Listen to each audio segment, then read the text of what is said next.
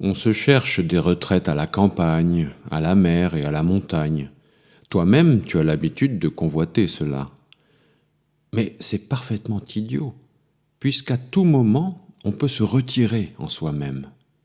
Et nulle retraite n'offre plus de calme et moins de préoccupation que sa propre âme, surtout quand elle renferme des biens permettant de vivre d'emblée dans l'aisance. Et par aisance, je n'entends rien d'autre qu'équilibre ou quiétude. Accorde-toi sans cesse cette retraite et régénère-toi. Mais adopte de ces devises concises et fondamentales qui, une fois trouvées, suffiront à chasser tout ennui et te renverront apaisé dans le monde. Qu'est-ce qui t'irrite? La méchanceté des hommes?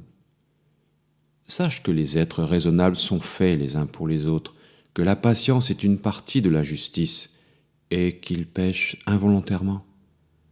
Combien d'ailleurs, après s'être maudits, soupçonnés, haïs, battus, gisent maintenant réduits en poussière. Alors calme-toi.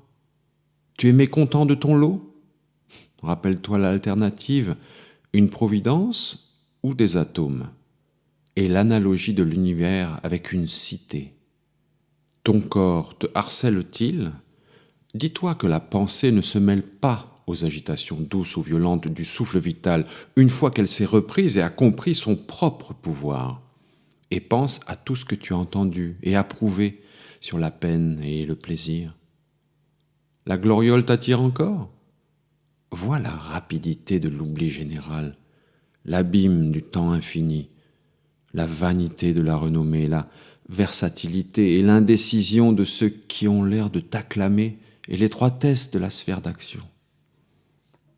La terre entière n'est qu'un point, et la partie habitée n'en est qu'un recoin. Et là, combien te loueront et lesquels? Bref, souviens-toi de la retraite que tu peux faire sur tes propres terres, et surtout, ne sois ni tourmenté ni tendu, mais libre. Examine la situation en homme, en être humain, en citoyen et en mortel. Parmi tes maximes de référence qu'il y ait ces deux-là. D'abord, les choses n'atteignent pas l'âme, mais y restent extérieures, immobiles. Les troubles ne proviennent que de l'opinion qu'elle s'en fait. Ensuite, tout ce que tu vois va se transformer et n'existera plus. À combien de transformations as-tu toi-même déjà assisté? Pense-y sans cesse. Le monde n'est que changement. La vie n'est qu'opinion.